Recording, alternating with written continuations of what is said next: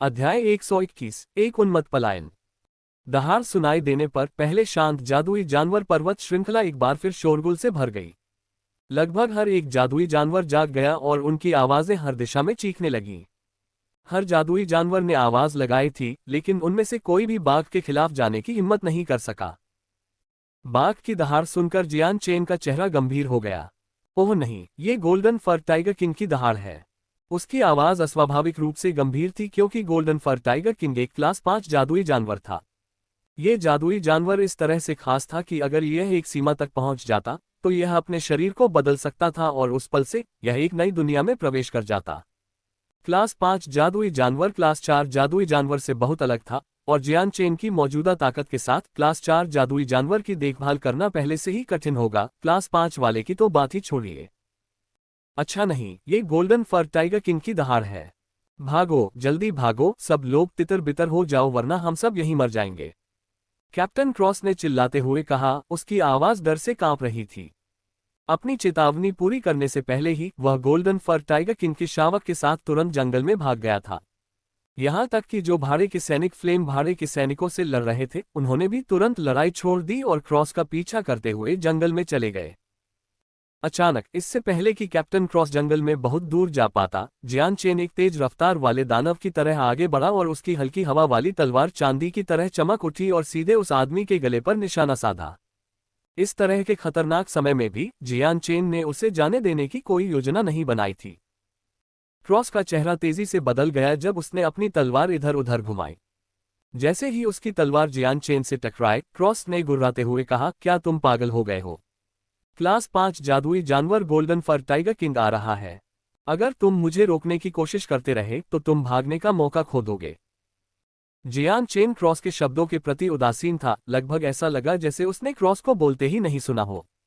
Light wind sword चांदी की रोशनी की किरण में बदल गई क्योंकि यह एक बार फिर क्रॉस की ओर बढ़ी। क्रॉस ने बिजली की तरह चमकने वाले हमलों से खुद को बचाने के लिए अपनी तलवार उठाई। बचने का समय न मिलते हुए जियान चेन ने उसके कंधे पर वार कर दिया और उसी समय उसने अपने बाएं हाथ से शावक को पकड़ लिया। क्रॉस दर्द में गाली देने से खुद को नहीं रोक पाया क्योंकि वह अभी भी शावक को अपने हाथों में लिए पीछे हट रहा था। सभी लोग इस बच्चे को रोकने के लिए एक साथ आए। यह शावक हमारे जो भाड़े के सैनिकों के लिए बहुत महत्वपूर्ण है, जिसे खोना असंभव है। ये सुनकर हर जो भाड़े का सिपाही हिचकिचाने लगा, लेकिन किसी ने भी क्रॉस के आदेशों की अवहेलना करने की हिम्मत नहीं की। 5 लोगों ने अपने हाथ में संत हथियार लेकर जियान चेन पर हमला किया ताकि उसे रोका जा सके।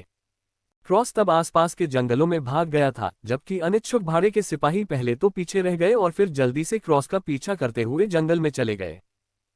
क्योंकि महान संत जियान चेन के लिए बिल्कुल भी खतरा नहीं थे, उसने जल्दी से उनमें से 5 को नीचे गिरा दिया था। क्रॉस का पीछा करने वाले भाड़े के सैनिकों का समूह जल्दी से मक्खियों की तरह गिर रहा था।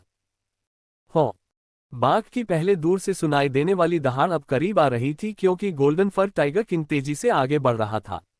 जियान चेन का चेहरा और भी चिंतित हो गया जब उसने केंडल को देखा और कहा, गोल्डन फर टाइगर किंग इस क्षेत्र में तेजी से आगे बढ़ रहा है, उसे यहां पहुंचने में ज्यादा समय नहीं लगेगा।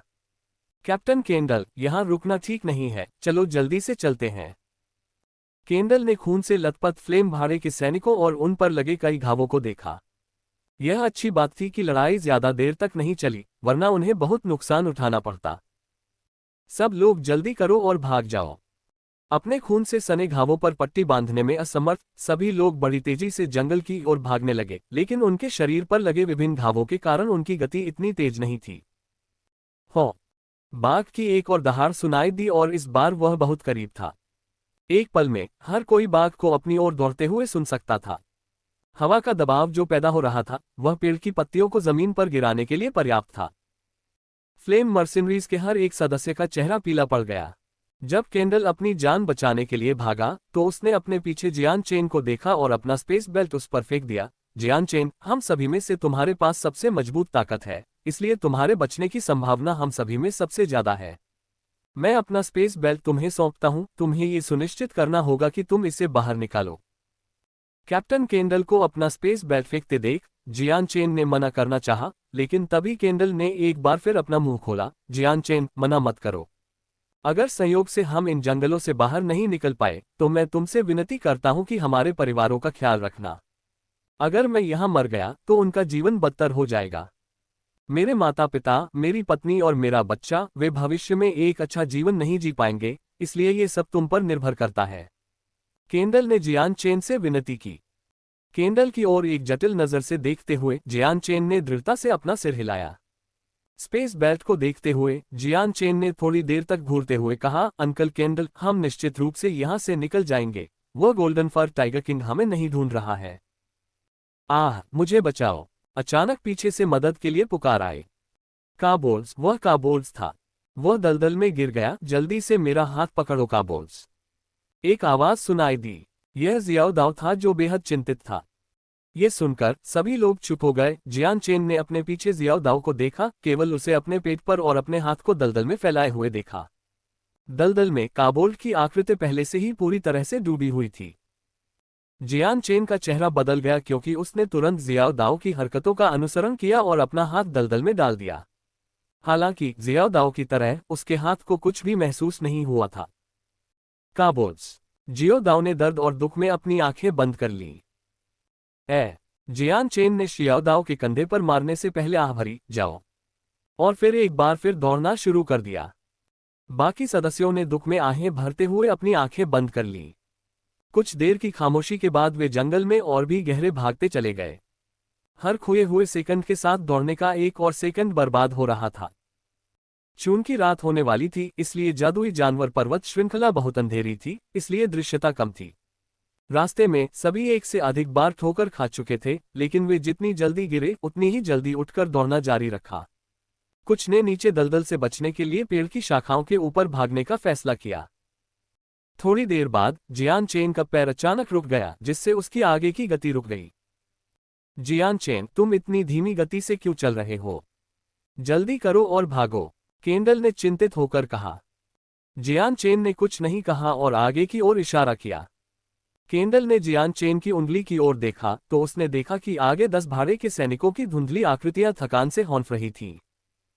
ये झोऊ भाड़े के सैनिक हैं, जियान चेन ने कहा। केंडल की आंखों में ठंडी चमक चमक उठी और वह गुर्राया, तो ऐसा है, वे भाग नहीं रहे हैं? तो वे वहां खड़े होकर क्या कर रहे हैं? वे भाग नहीं सकते, उनके आगे की सड़क को एक क्लास 4 जादुई जानवर ने रोक रखा है। यहाँ क्लास 4 जादुई जानवर क्यों है? चलो थोड़ा चक्कर लगाते हैं। जियान चेन पास की एक शाखा पर कूद गया। हो! पीछे से एक और बाघ की दहाड़ सुनाई दी, इस बार पहले से भी ज्यादा नजदीक से। दहाड़ इतनी तेज थी कि इसने फ्लेम मर्सिनरीज के कान के पर्दे हिला दिए, जिससे वे एक पल के लिए बहरे हो गए। दहाड़ के बाद विशालकाय आकृति पीछे से फटकर आए और झोऊ मर्सिनरीज की ओर बढ़ी। दहाड़ के तुरंत बाद झोऊ भाड़े के सैनिकों के सभी सदस्य जमीन पर गिर गए, जिनमें से एक सदस्य को बाघ के विशाल जबड़े ने हवा में उठा लिया। अच्छा नहीं, गोल्डन फर टाइगर किंग बहुत तेज है, इतने कम समय में इसने हमारी गति को पीछे छोड़ दिया। चलो जल्दी से चलते हैं, नहीं तो कोई मौका नहीं मिलेगा। छायादार आकृति को देखकर जियान चेन ने चौंककर चिल्लाया और तुरंत बिना किसी हिचकिचाहट के पास के पत्ते में कूद गया। आगे झोऊ भाड़े के सैनिक जो एक सांस पहले तक जीवित और स्वस्थ थे, गोल्डन फर टाइगर किंग के पंजे में गिर गए थे। जो बचा था वह भाड़े का सैनिक था जो शावक को पकड़े हुए था। क्रॉस! गोल्डन फर टाइगर किंग असली था। जो लोग महान संत स्तर या उससे नीचे थे, वे इसके एक भी प्रहार का सामना नहीं कर पाते थे। क्रॉस के बाएं हाथ में शावक था, जबकि उसके दाहिने हाथ में एक तलवार थी जो शावक की गर्दन को छेदने के लिए तैयार थी, जिससे गोल्डन फर टाइगर किंग और उसके बीच गतिरोध पैदा हो गया। गोल्डन फर टाइगर किंग 4 मीटर लंबा था, लेकिन रात के कारण बाघ का पूरा शरीर स्पष्ट रूप से नहीं देखा जा सका। हो! गोल्डन फर टाइगर किंग ने गुर्राहट के साथ कहा, क्योंकि उसकी आंखें लाल हो गई थीं। क्रॉस को एक उग्र चमक के साथ घूरते हुए उसने क्रॉस के हाथों में शावक के साथ जल्दबाजी में काम करने की हिम्मत नहीं की। एक श्रेणी 5 जादुई जानवर के रूप में उसके पास स्थिति को समझने के लिए पर्याप्त ज्ञान था। पीछे हटो, जल्दी करो और पीछे हटो, नहीं तो हम सब यहीं मर जाएंगे। क्रॉस ने गोल्डन फर टाइगर किंग को घूरते हुए डर के मारे चिल्लाया। उसका पूरा शरीर कांप रहा था और उसके माथे से पसीना टपक रहा था। आओ! आओ! शावक क्रॉस के हाथों में संघर्ष करने लगा। उसे थोड़ा डर भी लगने लगा था, हालांकि वह संभावित रूप से क्लास 5 जादुई जानवर था। वह अभी भी छोटा था और इस समय उसके पास ज्यादा ताकत नहीं थी।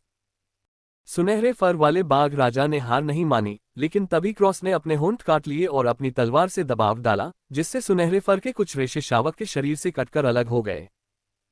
हो। गोल्डन फर टाइगर किंग ने जल्दी से गुर्राते हुए कहा और फिर धीरे धीरे कुछ कदम पीछे हट गया। हालांकि उसकी आंखों में लाल चमक और भी बढ़ गई थी। क्रॉस के पीछे एक और क्लास 4 टाइगर खड़ा था जो उसे ऐसे घूर रहा था जैसे कोई अपने शिकार को देखता है। अध्याय 122 केंडल की मौत। गोल्डन फर टाइगर किंग को पीछे हटते देख क्रॉस ने राहत की सांस ली।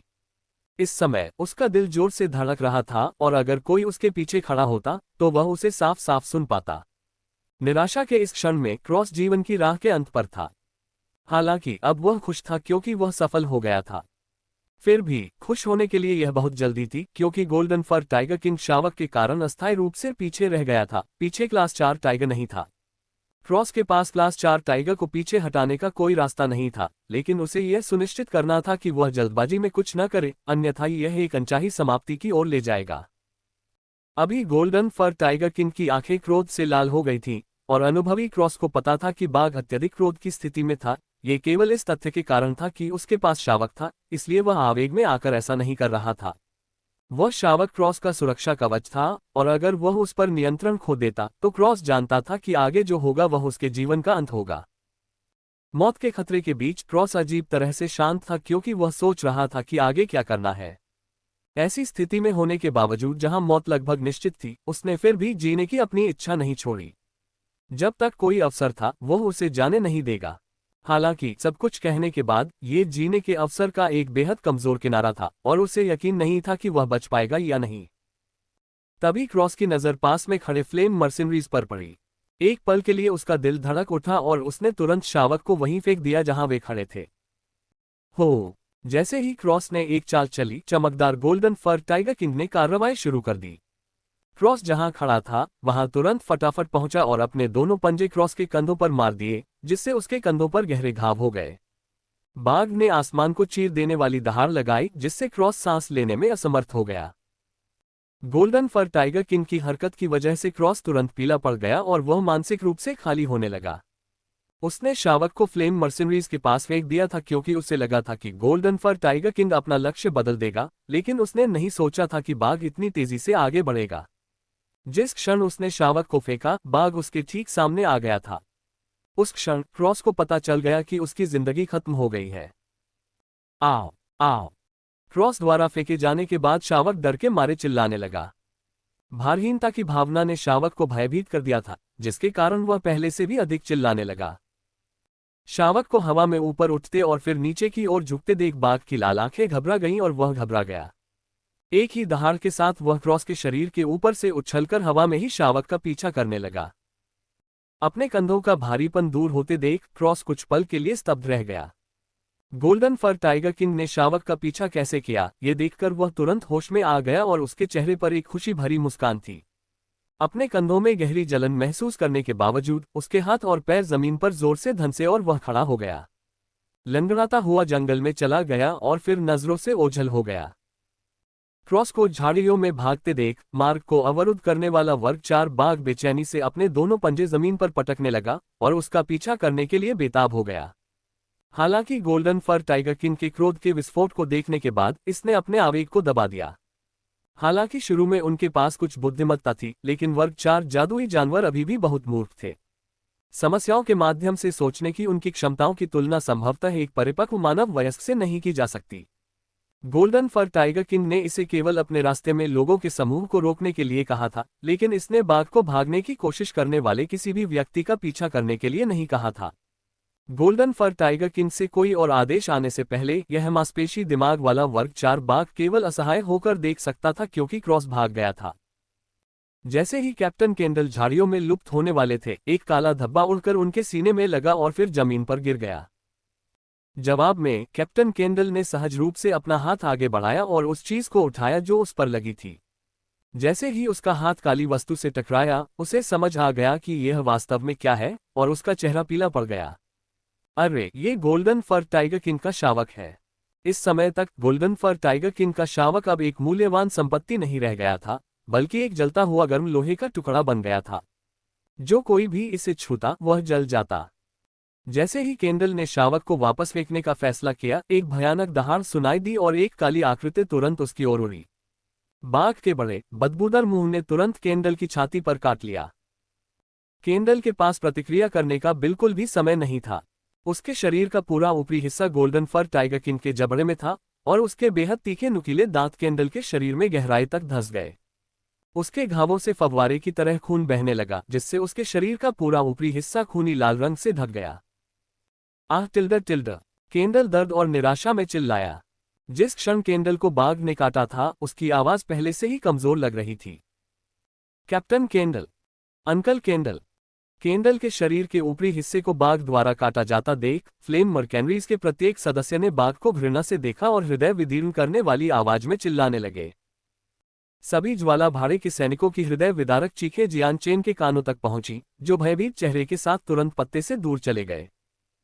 केंडल को डर के मारे पीला पड़ता देख और उसके शरीर के ऊपरी हिस्से पर काट लिए जाने से खून बहता देख जियान चेन ने चिल्लाकर कहा। लाइट विंड स्वॉर्ड तुरंत उसके दाहिने हाथ में प्रकट हो गया और तलवार क्यूई के ब्लेड के चारों ओर लपेटे जाने पर एक शक्तिशाली चांदी की चमक के साथ फट गया।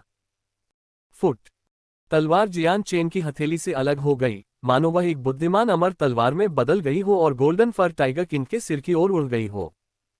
जिस समय तलवार क्यूई से भरी तलवार बाघ के सिर पर लगी, वह केवल फर की एक छोटी परत को भेद सकी, व्यावहारिक रूप से उसे कोई भारी क्षति नहीं पहुंची। हालांकि जियान चेन की सोल स्वॉर्ड उसके नियमित हमलों से 10 गुना ज्यादा शक्तिशाली थी, लेकिन गोल्डन फर टाइगर किंग एक क्लास 5 मैजिकल बीस्ट था। चूंकि जियान चेन एक मिडिल ग्रेड सेंट से ज्यादा कुछ नहीं था, इसलिए उसे गंभीर चोट पहुंचाना एक अकल्पनीय घटना थी। हो, अपने सिर पर हल्का सा दर्द महसूस करते हुए बाघ की आंखें लाल हो गईं और उन्होंने जियान चेन को देखा। एक शक्तिशाली बल के साथ उसने केंडल के शरीर को 2 भागों में फाड़ दिया। केंडल के शरीर का ऊपरी हिस्सा तुरंत गोल्डन फर टाइगर किंग द्वारा निगल लिया गया, जबकि उसके शरीर का निचला आधा हिस्सा तुरंत फर्श पर गिर गया। हर जगह खून बहने लगा। अंकल केंडल, केंडल के शरीर के निचले हिस्से को जमीन पर गिरता देख समूह में मौजूद सभी लोग भयभीत होकर चिल्ला उठे और उनकी आंखों में पीड़ा के आंसू आ गए। हो, बाघ गुर्राया और जियान चेन की ओर छलांग लगाए। गहन कदमों का उपयोग करते हुए जियान चेन बाघ के हमले से बचने के लिए कुछ दूर तक एक गति दानव की तरह उड़ गया। उसी समय घूमती हुई हल्की पवन तलवार प्रकाश की एक चांदी की लकीर में बदल गई, जिसने खुद को मध्य हवा में फिर से बदल दिया और एक बार फिर बाघ के सिर की ओर बढ़ गई। हालांकि जैसे ही हल्की पवन तलवार बाघ के सिर में घुसने वाली थी, सुनहरे फर वाले बाघ राजा की पूंछ धुंधली हो गई और हल्की पवन तलवार पर जोरदार प्रहार किया। क्लैंग, बाघ की नर्म दिखने वाली पूंछ आश्चर्यजनक रूप से मजबूत थी, क्योंकि हल्की हवा की तलवार पूंछ से टकराए और एक कर्कश ध्वनि पैदा हुई। तलवार कुछ मीटर दूर उड़ गई, क्योंकि उसके चारों ओर अविश्वसनीय रूप से मजबूत तलवार क्यूई गायब हो गई और तलवार एक बार फिर अपने सामान्य रूप में लौट आए। जियान चेन का चेहरा पीला पड़ने लगा और उसका शरीर थोड़ा कांप उठा। धीरे धीरे उसके मुंह से खून की धार बहने लगी, क्योंकि उसके संत हथियार के साथ कुछ हुआ था। उसकी लाइट विंड स्वॉर्ड उसकी साधना का प्रतीक थी और उसे नियंत्रित करने के लिए अपनी आत्मा का उपयोग करने के बाद, चाहे इस अवस्था में उसे कितना भी नुकसान क्यों न हो, जियान चेन को इसका सीधा परिणाम भुगतना होगा। हालांकि बाघ की पूंछ ने जियान चेन को सीधे नहीं मारा था, लेकिन लाइट विंड स्वॉर्ड को जो नुकसान हुआ वह स्पष्ट रूप से उससे परे था, जिसे वह झेल नहीं सकता था, जिससे जियान चेन को अतिरिक्त नुकसान उठाना पड़ा। गोल्डन फर टाइगर किंग अपनी छाया के साथ गायब हो गया और वह जियान चेन की ओर इतनी तेज गति से उड़ रहा था जिसे नंगी आंखों से नहीं देखा जा सकता था। उसके दोनों पंजे तुरंत ही विनाशकारी शक्ति के साथ जियान चेन की छाती की ओर नीचे की ओर झुके। जियान चेन ने बचने की कोशिश की, लेकिन दुर्भाग्य से वह गोल्डन फर टाइगर किंग से धीमा था। पहले के घावों के कारण वह बाघ के हमले से पूरी तरह से बच नहीं पाया। बाघ के पंजे ठंडी हवा के साथ जियान चेन की छाती पर लगे। उसी समय उसकी छाती क्षत विक्षत हो गई और उसकी छाती की हड्डियों के कुछ हिस्से दिखाई देने लगे। दर्द से कराहते हुए जियान चेन का चेहरा कागज की तरह पीला पड़ गया, क्योंकि उसे भयंकर दर्द महसूस हो रहा था। क्लास 5 के जादुई जानवर के खिलाफ जियान चेन के पास खुद को बचाने का कोई तरीका नहीं था, और यहां तक कि जिस सोल स्वॉर्ड पर उसे इतना गर्व था, वह भी गोल्डन फर टाइगर किंग पर सबसे छोटा घाव भी नहीं छोड़ पाए। जियान चेन, जल्दी करो और भाग जाओ, मैं तुम्हारे लिए रुक जाऊंगा। जियो दाओ अचानक चिल्लाया और उसने अपना छोटा खंजर निकाला और बाघ के शरीर पर वार करने के लिए उठाया। अध्याय 123, ज्वाला भाड़े के सैनिकों का विनाश। जियान चेन, जल्दी करो और भाग जाओ, मैं तुम्हारे लिए इसे रोक दूंगा। जियो दाओ अचानक चिल्लाया और उसने अपना छोटा खंजर निकाला और बाघ के शरीर पर वार करने के लिए उसे उठाया। हालांकि क्लास 5 गोल्डन फर टाइगर किंग इतना शक्तिशाली था कि जियो दाओ अपनी संत शक्ति से उसे कोई चोट नहीं पहुंचा सका। यहां तक कि जब खंजर बाघ के शरीर में घुसा तो भी उसका एक भी निशान नहीं दिखाई दिया। एक बार फिर बाघ की पूंछ गायब हो गई और वह जियो दाओ की ओर उड़ गया। पापा। गोल्डन फर टाइगर किंग की पूंछ जियो दाओ की छाती से टकराने पर एक जोरदार आवाज आई। उसकी छाती के चारों ओर के कपड़े उड़ गए और उस पर एक बड़ा सा गड्ढा बन गया। अविश्वसनीय रूप से मजबूत पूंछ ने उसकी छाती की हड्डियों को पूरी तरह से तोड़ दिया था और साथ ही उसके शरीर के अंदरूनी अंगों को भी तोड़ दिया था। शियाओ दाओ के मुंह से खून के साथ उसके आंतरिक अंग के टुकड़े बाहर निकले और वह 10 मीटर तक हवा में उड़कर एक पेड़ से जा टकराया। जियो दाओ को ऐसी दयनीय स्थिति में देखकर जियान चेन का चेहरा पीला पड़ गया और वह सदमे में चिल्ला उठा। हालांकि जैसे ही वह जियो दाओ के घावों की जांच करने वाला था, बाघ तुरंत उसके बगल में आ गया और बेरहमी से उसे काट लिया। बाघ के जबड़े से असाधारण रूप से खूनी गंध आ रही थी, जिससे जियान चेन के लिए सांस लेना बहुत मुश्किल हो गया था। एक पल में जियान चेन ने अपने सीने में दर्द को सहन न कर पाने के कारण चकमा देने की कोशिश में खुद को दाईं ओर धकेल दिया। जमीन पर लुढ़कते हुए वह गोल्डन फर टाइगर किंग से दूर चला गया। टाइगर जैसे क्लास 5 मैजिकल बीस्ट के खिलाफ जियान चेन बिल्कुल भी जवाबी हमला नहीं कर सकता था।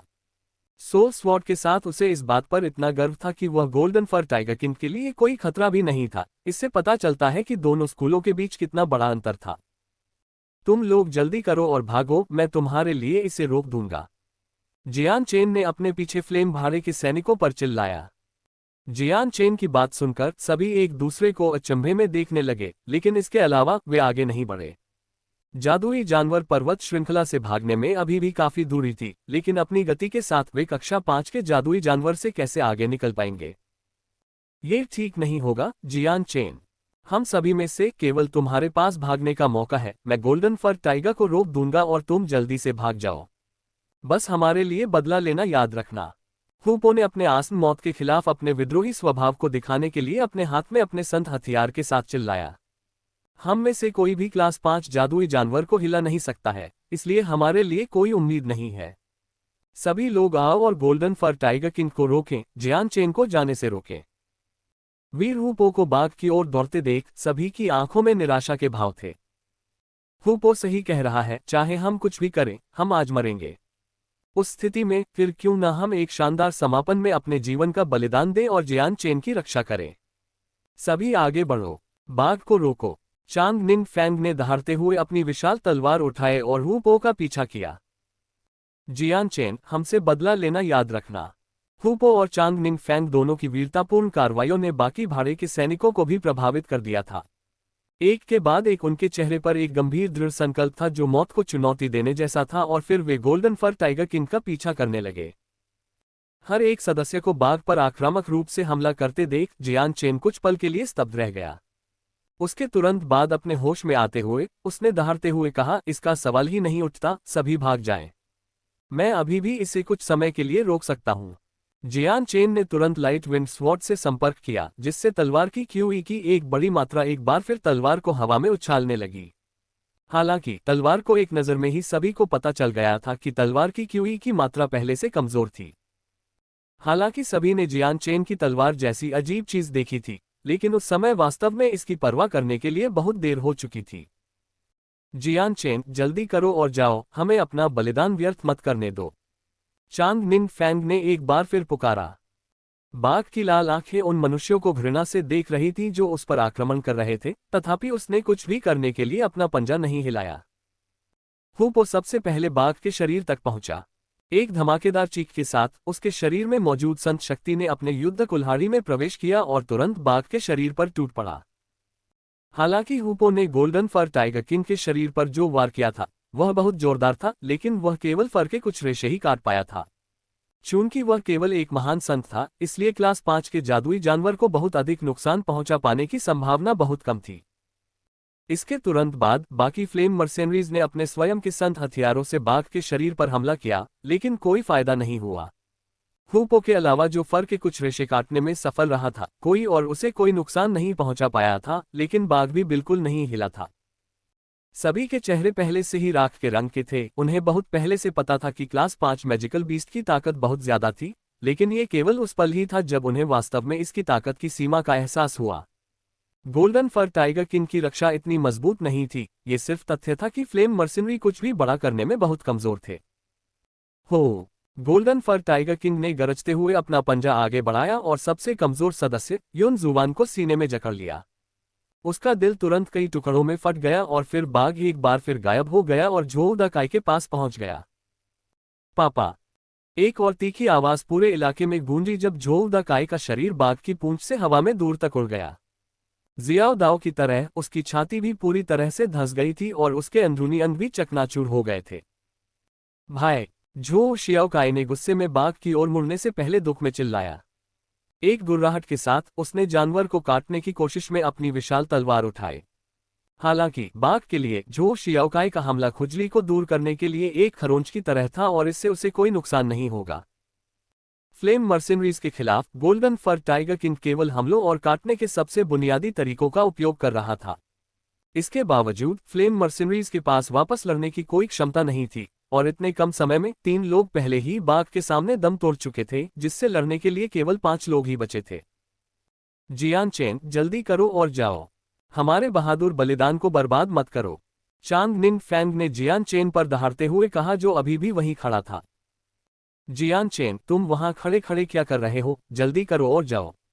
याद रखो, जब तुम भविष्य में और मजबूत होगे तो जंगल में वापस आओगे और इस गोल्डन फर टाइगर किंग को मार डालोगे और इसका राक्षसी कोर ले जाओगे।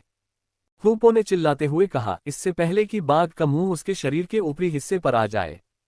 एक भारी क्लैंप के साथ हुपो के मजबूत शरीर को 2 टुकड़ों में विभाजित किया गया क्योंकि बाघ ने ऊपरी हिस्से को निगल लिया। हुपो की मौत को देखकर जियान चेन का शरीर दुख से कांप उठा जब उसने फ्लेम भाड़े के सैनिकों के बचे हुए कुछ सदस्यों को देखा।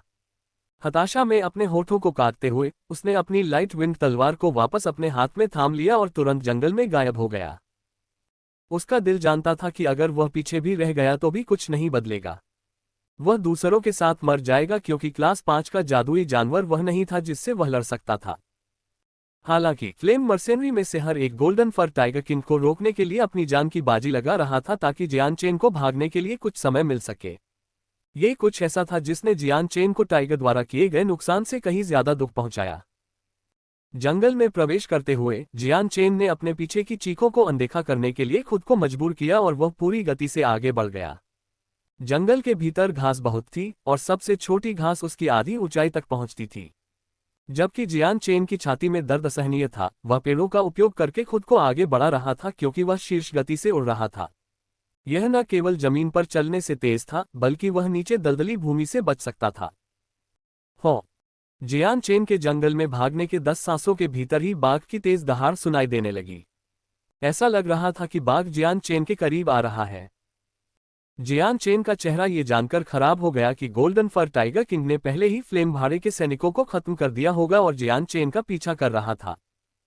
गोल्डन फर टाइगर किंग बहुत तेज था। इससे पहले कि जियान चेन अपने विचार समाप्त कर पाता, वह पहले से ही जंगल के माध्यम से बाघ को भागते हुए सुन सकता था, जो एक मजबूत आंधी ला रहा था जिसने पास की घास को समतल कर दिया था।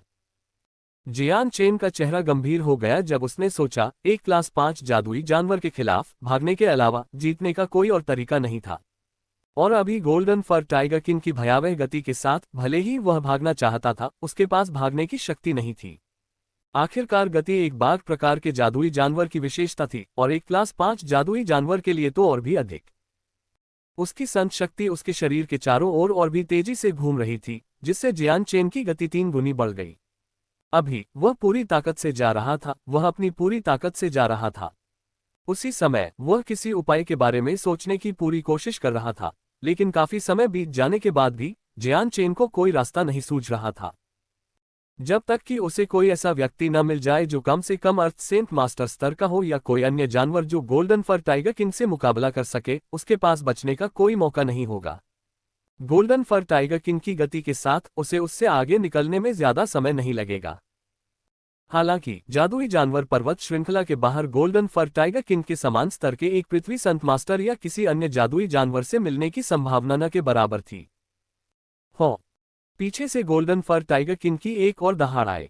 इस बार जब जियान चेन ने अपने पीछे देखा तो उसने देखा कि बाघ का विशाल शरीर उसके 20 मीटर के भीतर आ गया है। जियान चेन का चेहरा और भी बदसूरत हो गया। उसे मौत का डर नहीं था। वह पहले ही एक बार मर चुका था, इसलिए दोबारा मरना इतना बुरा नहीं था।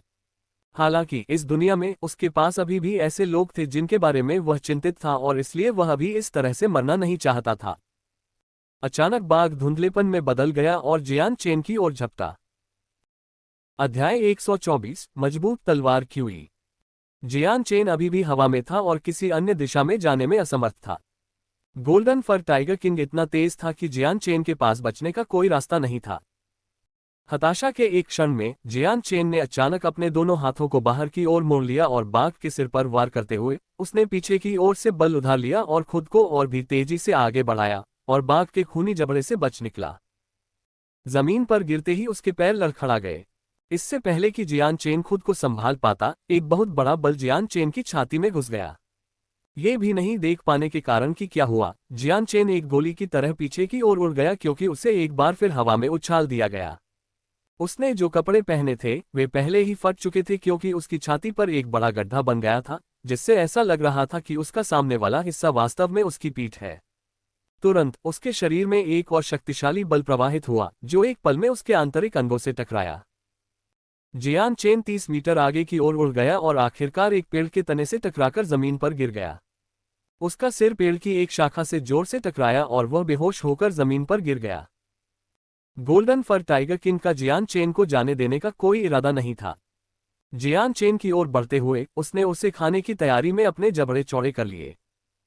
जैसे ही बाघ जियान चेन को काटने के कगार पर था, जियान चेन से नीले और बैंगनी रंग की बेतहाशा टिमटिमाती कमजोर चमक उठी। हालांकि चमक काफी फीकी थी, लेकिन रात के इस समय में वे बेहद आकर्षक थी। जैसे ही जुड़वा चमक दिखाई दी, उन्होंने पूरे जंगल को रोशन कर दिया और अचानक तलवार क्यूई की एक मजबूत मात्रा ने क्षेत्र को घेर लिया। लेकिन जितनी तेजी से यह आया, उतनी ही तेजी से तलवार क्यूई गायब हो गई। आओ! उसी समय गोल्डन फर टाइगर किंग के मुंह से एक वीरान चीख निकली और उसकी आंखों में डर का एक दुर्लभ निशान दिखाई दिया। ऐसा लगा जैसे बाघ को अभी अभी झटका लगा हो और वह जल्दी से 10 मीटर पीछे हट गया। उसकी हैरान बाघ की आंखें बेहोश जियान चेन को घूर रही थीं। पहले की लाल आंखें एक बार फिर साफ हो गईं क्योंकि उसका शरीर कांपने और हिलने लगा। अचानक सुनहरे फर वाले बाघ राजा के शरीर से लगातार खून बहने लगा। पहले उसका पूरा सुनहरा फर अब खूनी लाल रंग में रंग गया था। उसका शरीर अनगिनत घावों से भरा हुआ था। हालांकि घाव आकार में छोटे थे, लेकिन वे गहरे थे और अनगिनत तरीकों से एक दूसरे में समाये हुए थे। यहां तक कि बाघ का सिर भी नहीं बचा था। उसका नजारा काफी दयनीय था। उस समय गोल्डन फर टाइगर किंग में अपनी राजसी आभा नहीं थी। इसके बजाय ऐसा लग रहा था जैसे वह अनगिनत गहरे घावों के साथ एक हताश लड़ाई से बाहर आया हो। बाघ का विशाल शरीर थोड़ा हिल गया क्योंकि उसकी आंखें अभी भी बेहोश जियान चेन को भयभीत होकर घूर रही थीं। उस समय जियान चेन के केंद्र में 100 मीटर के भीतर सभी घास और पेड़ अनगिनत टुकड़ों में कट गए थे जो हवा में तैर रहे थे। आकाश को पाउडर से भर दिया जिसने सचमुच 100 मीटर की परिधि के भीतर पृथ्वी से आकाश को ढक दिया।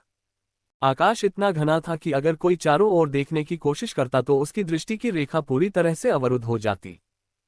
बाघ का शरीर और भी ज्यादा कांप उठा क्योंकि वह अविश्वास और सदमे में अपने चारों ओर देख रहा था।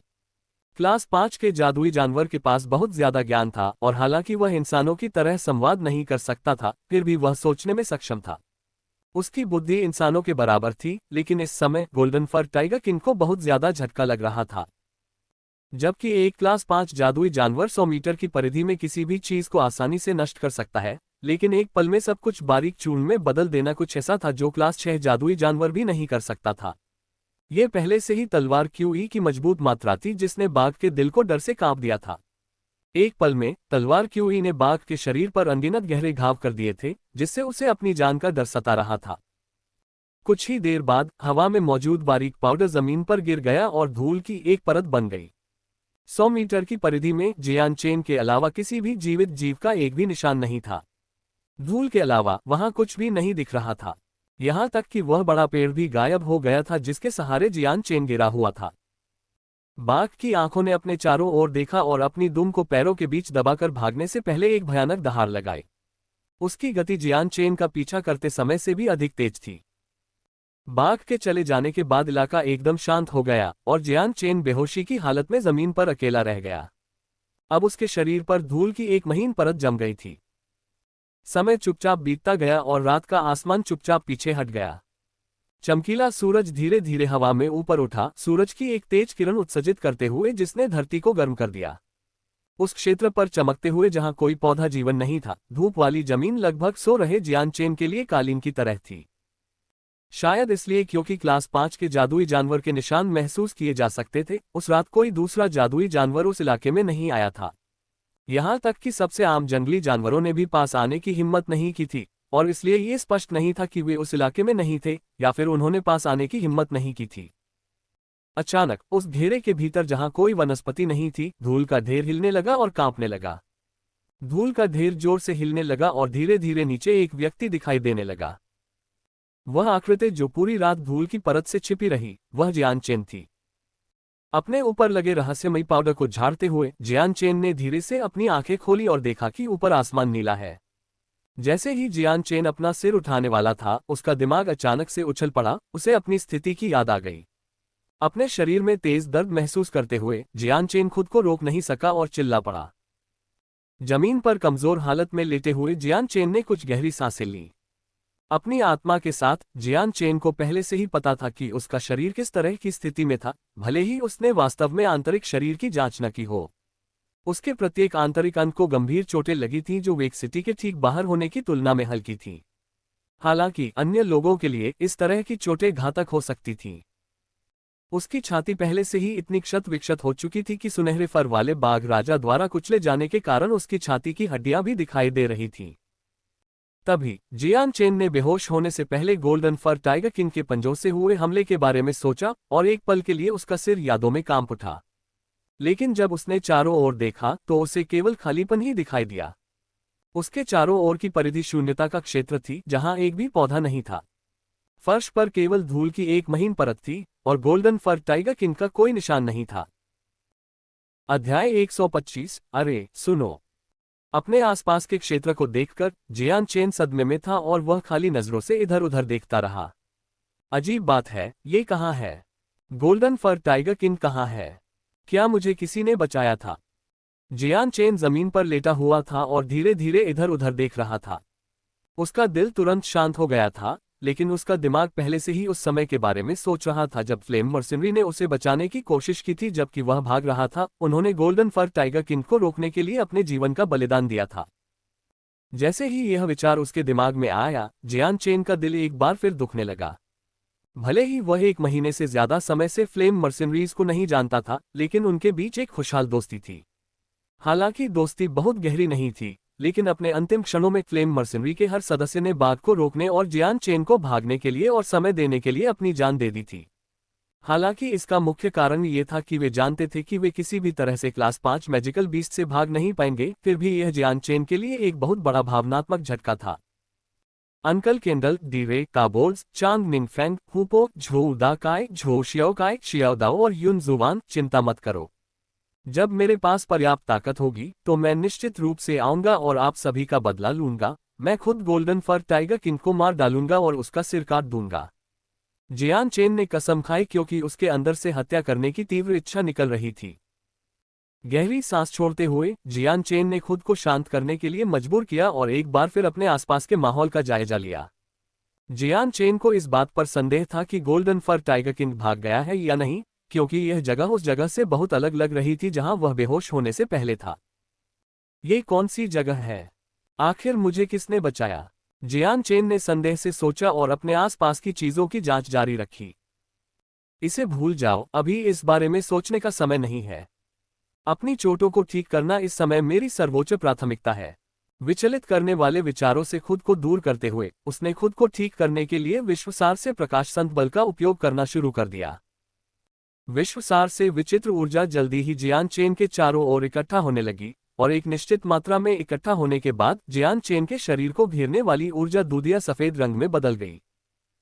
प्रकाश संत बल लगातार जियान चेन के शरीर में प्रवेश करता रहा और उसके घावों को भरता रहा, जिससे वे समय के साथ धीरे धीरे ठीक होते गए। 4 घंटे के बाद जियान चेन की हिम्मत आखिरकार खत्म हो गई थी और उसके पास रुकने के अलावा कोई और विकल्प नहीं था। हालांकि उसके घाव पूरी तरह से ठीक नहीं हुए थे, लेकिन वे अब किसी भी बुनियादी मोटर फंक्शन को बाधित नहीं करेंगे। शेष बची हुई हल्की संत शक्ति को तितर-बितर करते हुए जियान चेन धीरे धीरे जमीन से ऊपर रेंगता हुआ आया। अपने खराब हो चुके कपड़ों को उतारकर उसने अपने स्पेस बेल्ट के भीतर से एक नया जोड़ा कपड़े निकाला। तभी जियान चेन को पूरी तरह से एहसास हुआ कि उसके चारों ओर कितना पाउडर था। धीरे धीरे जमीन पर झुकते हुए उसने मुट्ठी भर पाउडर उठाया। यह न केवल ठंडा लगा, बल्कि इसमें नमी भी थी, और जब उसने इसे सूंघा तो उसमें पौधे की हल्की खुशबू महसूस हुई। उसके दाहिने हाथ ने अपनी उंगलियों के बीच पाउडर को मसला और उसकी आंखों में एक विस्मयकारी भाव उभर आया। क्या ये किसी पौधे का पाउडर हो सकता है? उसने अपने चारों ओर खालीपन की 100 मीटर परिधि को देखते हुए खुद से कहा। जबकि घेरे के अंदर हर जगह पाउडर था, बाहर केवल लंबी घास थी। ये दृश्य देखकर जियान चेन का शरीर हल्का सा कांप उठा। उसे यकीन ही नहीं हुआ कि उसके दिमाग में यह विचार आया था। क्या इस क्षेत्र की सारी घास धूल में बदल गई होगी? ये सोचकर जियान चेन आश्चर्यचकित हुए बिना नहीं रह सका।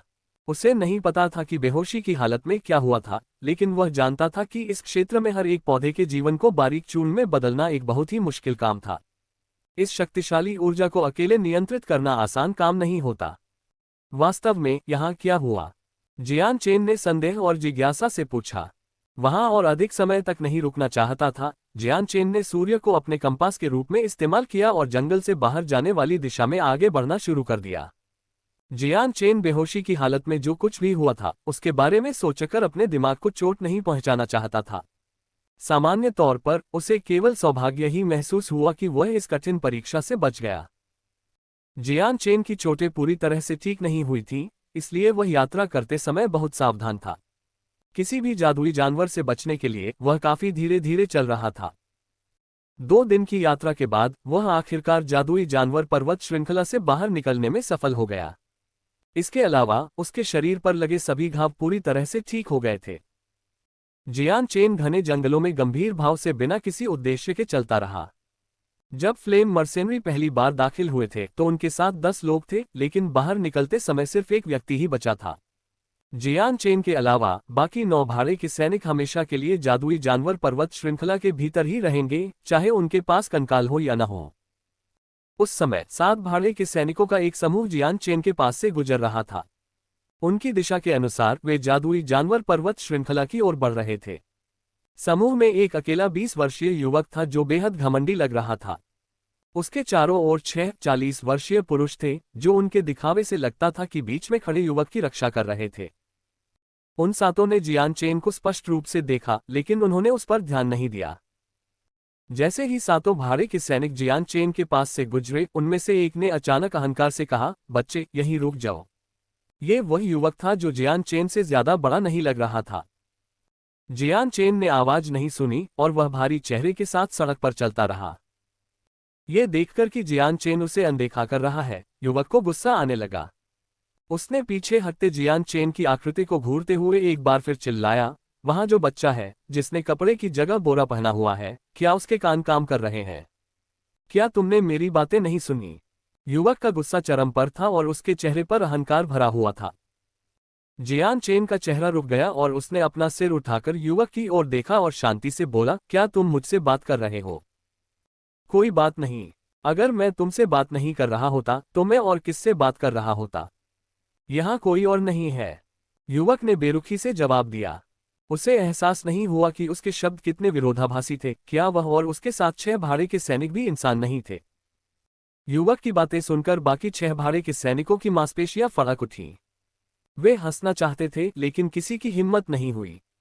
जियान चेन ने एक भौं उठाए और धीमी आवाज में बोला, अगर तुम्हें कुछ कहना है तो जल्दी करो और कहो। फ्लेम मर्सिनरी से जुड़ी दुर्भाग्यपूर्ण दुर्घटना का अनुभव करने के बाद जियान चेन अच्छे मूड में नहीं था, और यहां तक कि उसके बोलने का तरीका भी काफी बदल गया था। युवक की आंखों में आक्रोश झलक रहा था। जियान चेन को उससे इतनी बेरुखी से बात करते देख वह बहुत क्रोधित हो गया। बच्चे, मैं तुमसे पूछता हूं, तुम जादुई जानवर पर्वत श्रृंखला से आए हो या नहीं? युवक की आवाज में पहले से ही कुछ स्तर ऊपर उठ गए थे, क्योंकि वह जियान चेन को अमित्र तरीके से देख रहा था। जियान चेन की आंखों में ठंडक चमक उठी और वह गुर्राया, तो क्या हुआ अगर मैंने ऐसा किया? युवक ने एक दुष्ट मुस्कान प्रकट की, यह एकदम सही है। मुझे वहां खेती करने जाना है, इसलिए तुम अपने स्वामी का मार्ग दिखाओगे। और अगर मैं तुमसे खुश हूं तो तुम इनाम पाओगे। अध्याय 126 त्यानिक्सियोव कबीला। ये सुनकर जियान चेन का पहले से ही खराब मूड और भी खराब हो गया, क्योंकि उसके दिल में तुरंत एक हिंसक मूड पैदा हो गया। उसकी पहले से अव्यवस्थित और भावहीन आंखें ठंडी हो गईं, क्योंकि वह युवक को गुस्से से घूर रहा था। उसकी आंखें तेज तलवारें चलाने में सक्षम लग रही थीं और वह गुर्राया, भागो। तुम्हारे पास क्या योग्यता है कि मैं तुम्हें कहीं भी ले जाऊं? जियान चेन के स्वर में एक मजबूत, जानलेवा आभा थी। जिस क्षण जियान चेन ने बोलना समाप्त किया, अन्य 6 भाड़े के सैनिक चौंक गए और उनकी निगाहें एक समान रूप से जियान चेन पर टिक गईं। जियान चेन की शक्तिशाली और तीखी नजर का निशाना बनने के बाद युवक का दिल कायरता की लहर से कांपने से नहीं बच सका और उसने एक कदम पीछे हट लिया। हालांकि इसके तुरंत बाद युवक को एहसास हुआ कि उसने कुछ समय के लिए आत्मनियंत्रण खो दिया था और उसके डरे हुए दिल पर गुस्सा छा गया। एक महान व्यक्ति के रूप में उससे थोड़ी ही उम्र के एक अज्ञात भाड़े के सैनिक द्वारा उसे इस तरह से डराना एक ऐसा अपमान था जिसे कभी नहीं मिटाया जा सकता था। जियान चेन को गुस्से से घूरते हुए युवक आगे बढ़ा और जियान चेन की ओर इशारा करते हुए चिल्लाया, बदबूदार, तुमने मुझसे क्या कहा? तुम इसे एक बार और कहने की कोशिश क्यों नहीं करते? जियान चेन की ठंडी निगाहें युवाओं को घेरे 6 भाड़े के सैनिकों पर पड़ीं। एक नज़र में ये स्पष्ट था कि उनकी ताकत का स्तर क्या था। उनमें से एक पीक सेंट मास्टर था, 2 लो सेंट मास्टर थे और अन्य 3 पीक ग्रेट सेंट थे। फ्लेम भाड़े के सैनिकों की तुलना में ताकत में अंतर बहुत बड़ा था। चले जाओ, जियान चेन ने सख्ती से गुर्राते हुए कहा। हालांकि उसे पहले से ही युवक के इर्द गिर्द मौजूद सुरक्षाकर्मियों की संख्या से पता चल गया था कि वह एक प्रभावशाली परिवार का बेटा है, लेकिन जियान चेन उस समय अकेला था और उसे किसी भी तरह की ताकत का डर नहीं था। उसके लिए ये युवक सिर्फ एक और असुविधा थी। हालांकि वह इस झुंझलाहट से बहुत सहज नहीं था, लेकिन जियान चेन किसी भी तरह से उस व्यक्ति से माफी नहीं मांगने वाला था। युवक ने गहरे भाव से जियान चेन की ओर देखा और 6 भाड़े के सैनिकों को आदेश दिया, उसे मेरे लिए पकड़ लो। हाँ, युवा गुरु, एक आदमी ने उत्तर दिया और अपनी बाहें फैलाकर तीर की तरह जियान चेन की ओर बढ़ा। 30 साल की साधना के बाद इस भाड़े के सैनिक के पास एक महान संत स्तर की शक्ति थी। उस भाड़े के सैनिक के लिए जियान चेन केवल एक युवा था जिसकी शक्ति इतनी महान नहीं हो सकती थी। अगर जियान चेन एक महान संत होता तो उसे पहले से ही एक प्रतिभाशाली व्यक्ति के रूप में लेबल किया जाता। लेकिन भाड़े के सैनिक के एक महान संत होने के कारण जियान चेन को पकड़ना बिल्कुल भी मुश्किल नहीं होगा। जियान चेन की आंखें ठंडी चमक उठी, क्योंकि उसने आसानी से दूसरे भाड़े के सैनिक का हाथ चकमा दिया। तुम मुझे छूने के लिए पर्याप्त मजबूत नहीं हो। आमतौर पर जियान चेन इतनी अवमानना और कठोरता से बात नहीं करता, लेकिन जियान चेन फ्लेम भाड़े के सैनिकों के कड़वे अंत से बुरी तरह प्रभावित हुआ था। इस प्रकार वह अब पहले जैसा व्यवहार नहीं कर रहा था। इस युवा के अहंकारी रवैये ने जियान चेन के पहले से ही खराब मूड को और भी विस्फोटक बना दिया। उसके दिल की गहराई में पहले से ही हत्या करने की तीव्र इच्छा थी। जियान चेन के इन अपमानजनक शब्दों को सुनकर इस अधेड़ उम्र के आदमी का चेहरा बदसूरत हो गया। अपनी महान संत शक्ति के साथ वह निस्संदेह इस 20 वर्षीय लड़के को आसानी से हरा देगा। इस लड़के द्वारा बेरहमी से अपमानित होने के बाद उसने अपने सभी साथियों के सामने अपना सम्मान खो दिया, साथ ही उस अमीर लड़के के सामने भी जो उसके भविष्य की संभावनाओं को प्रभावित कर सकता था। अगर उसने इस बदमाश को अच्छा सबक नहीं सिखाया तो वह अपने साथियों के बीच फिर कभी अपना सिर उठाने की हिम्मत नहीं कर पाएगा। उस आदमी ने अब और पीछे न हटने का फैसला किया। उसने अपने हाथ में तलवार को मूर्त रूप दिया और उसमें अपनी आंतरिक संत शक्ति भर दी, जिससे वह चमकने लगी। घमंडी बच्चे, तुम खुद ही पता क्यों नहीं लगा लेते कि मैं तुम्हारे खिलाफ लड़ने के योग्य हूं या नहीं? उस आदमी ने चिल्लाते हुए अपनी तलवार जियान चेन के कंधे पर घुमाई। एक ठंडी सांस के साथ जियान चेन ने तुरंत अपनी हल्की पवन तलवार को मूर्त रूप दिया और उसे आगे की ओर फेंका। जैसे ही ब्लेड आगे बढ़ा, एक चमकदार चांदी की किरण उसके पीछे चली गई। पश्चिश। इससे पहले कि मध्यम आयु वर्ग के व्यक्ति की तलवार जियान चेन तक पहुंच पाती, लाइट विंड तलवार पहले ही उस आदमी के गले में घुस चुकी थी। आदमी का पूरा शरीर अचानक अकड़ गया और उसकी आंखें धीरे धीरे उस जगह पर गईं जहां जियान चेन ने उसे पतली तलवार से मारा था। अविश्वास की एक आखिरी नजर के साथ आदमी की आंखों की चमक धीरे धीरे खत्म हो गई और धुंधली हो गई और वह दुखी चेहरे के साथ जमीन पर गिर पड़ा। अपने अधेड़ साथी को जियान चेन द्वारा मारा जाता देख युवक की रक्षा कर रहे अन्य 5 भाड़े के सैनिक आश्चर्यचकित रह गए। उनकी भौहें क्षण भर के लिए ऊपर उठीं, फिर उन्होंने अपने संत हथियार प्रकट किए। ऐसा लग रहा था कि वे जियान चेन को एक बड़े खतरे के रूप में सावधानी से देख रहे थे। युवक को अपनी आंखों पर यकीन नहीं हुआ जब उसने जियान चेन के बगल में गिरे हुए आदमी को देखा। अपनी उंगली दिखाते हुए उसने अपनी ताकत दिखाने की कोशिश की, हालांकि वह अंदर से डरा हुआ था। उसने कहा, तुमने मेरे गार्ड को मारने की हिम्मत की। क्या तुम नहीं जानते कि मैं कौन हूं? क्या तुम जीने से थक गए हो? हालांकि युवक और जियान चेन की उम्र में बहुत अंतर नहीं था, लेकिन युवक आश्रय में बड़ा हुआ था और इसलिए उसे कोई अनुभव नहीं था, न ही उसने कोई कठिनाई झेली थी। इसलिए जैसे ही उसने जमीन पर खून बहता देखा, उसकी कायरता तुरंत सामने आ गई। हालांकि उसने अपने कबीले की ताकत का इस्तेमाल कई लोगों को धमकाने के लिए किया था, लेकिन वे लोग कमजोर थे जो उसके खिलाफ विद्रोह करने की हिम्मत नहीं कर पाए। इस प्रकार उसका जीवन हमेशा सुचारू रूप से आगे बढ़ता रहा था और वह हमेशा दूसरों को नीची नजर से देखता था। हालांकि उसने कभी जियान चेन जैसा व्यक्ति नहीं देखा था जो इतना सीधा साधा था और लोगों को ऐसे मारता था जैसे कि यह रोज की बात हो। जिस युवा ने कभी ऐसा दृश्य नहीं देखा था, वह जियान चेन के तरीकों से बिल्कुल भयभीत था। अचानक एक और मजबूत भाड़े का सिपाही आगे बढ़ा और विनम्रता से उसकी ओर इशारा करते हुए बोला, प्रिय जूनियर, हम त्यानिक्सियों कबीले के सदस्य हैं और यही युवा मास्टर है। अभी जो कुछ हुआ उसके लिए हमारी गलती थी, इसलिए मैं आपसे माफी मांगना चाहता हूं। मुझे उम्मीद है कि आप इस मुद्दे को भूल जाएंगे। ये भाड़े का सिपाही जो बोल रहा था वह न तो दास था और न ही दबंग। जियान चेन की बर्फीली ठंडी आंखें उसके सामने खड़े लोगों को घूर रही थीं और उसका पूरा शरीर हत्या के इरादे से भरा हुआ था। उनके करीब जाकर उसने ठंडे स्वर में कहा, तो आओ। अगर तुम लोग आज मेरे हाथ से बच सकते हो तो स्वाभाविक रूप से तुम बच जाओगे। अध्याय 127, कोई क्वार्टर न दिखाएं। जियान चेन की बर्फीली ठंडी आंखें उसके सामने खड़े लोगों को घूर रही थीं और वह हर जगह हत्या की मंशा से भरा हुआ था। उनके करीब जाकर उसने कहा, तो लड़ो, जो भी आज मेरे हाथ से बचकर निकलेगा उसे छोड़ दिया जाएगा। पांचों भाड़े के सैनिकों के चेहरे सख्त हो गए क्योंकि पहले वाला व्यक्ति लगातार बोल रहा था, प्रिय मित्र, तुम सच में नहीं जानते कि अपने लिए क्या अच्छा है। अगर यह बात न होती कि हमारा लक्ष्य युवा स्वामी को जादुई जानवर पर्वत श्रृंखला में साधना के लिए ले जाना है और कबीले के नेता ने हमें रास्ते में कोई परेशानी न करने के लिए कहा है, तो यह मामला सुलझना मुश्किल हो जाता। इतना ही नहीं, लेकिन क्या तुम सच में सोचते हो कि तुम हम सभी को मार सकते हो? हमारा त्यानिक्सियों कबीला भले ही सबसे मजबूत न हो, लेकिन हम धमकाने के लिए आसान लक्ष्य भी नहीं है। मध्यम आयु वर्ग के भाड़े के सैनिक ने जो कहा था उससे युवक को अपने कबीले की ताकत पर विश्वास हो गया और उसका आत्मविश्वास मजबूत हुआ। ये सही है, हमारे त्यानिक्सियों कबीले को धमकाना इतना आसान नहीं है। वेक सिटी में कोई भी ऐसा कबीला नहीं है जो हमारे त्यानिक्सियों कबीले से न डरता हो। बच्चे, तुमने पहले ही मेरे एक रक्षक को मार डाला है। अपनी सजा स्वीकार करने के लिए मेरे साथ वापस आओ या यहां अपना जीवन छोड़ने के लिए तैयार रहो। अपने बगल में युवक की बात सुनकर मध्यम आयु वर्ग का व्यक्ति खुद को रोक नहीं सका, लेकिन उसने अपने आप से कहा, मूर्ख। हालांकि वेक सिटी के भीतर त्यानिक्सियों कबीला मजबूत था, लेकिन वह एकमात्र जगह थी। वेक सिटी के भीतर भी त्यानिक्सियों कबीला एक खतरनाक स्थिति में था। वेक सिटी एक थर्ड क्लास शहर होने के बावजूद इसके भीतर रहने वाले कुल कबीलों की संख्या कुल मिलाकर लगभग 20 थी। त्यानिक्सियों कबीला एक स्वतंत्र कबीला लग रहा था, लेकिन वास्तव में यह एक धोखा था।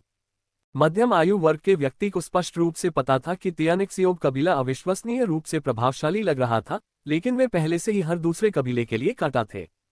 आखिरकार एक ऊंचे पेड़ को सबसे अधिक हवा मिलती है और कई कबीले जो त्यानिक्सियों कबीले से कमजोर नहीं थे उन्हें ध्यान से देख रहे थे।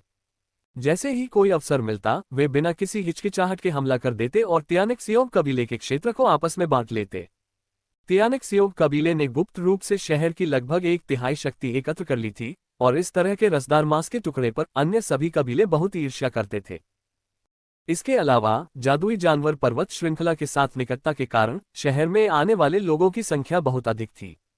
शहर में अक्सर आने वाले लगभग 99% लोग सभी प्रकार की शक्तियों और प्रभाव वाले भाड़े के सैनिक थे। ये भी कहा जा सकता है कि शहर ड्रैगन और मछलियों से भरा हुआ था। जबकि ऐसा लग रहा था कि त्यानिक्सियों कबीले के पास कई विशेष कनेक्शन थे और उनके पास उतने ही स्थायी रूप से तैनात भाड़े के सैनिक थे, उतने ही कबीले और लोग थे जिन्हें वे अपमानित नहीं कर सकते थे या फिर नष्ट होने का जोखिम उठा सकते थे।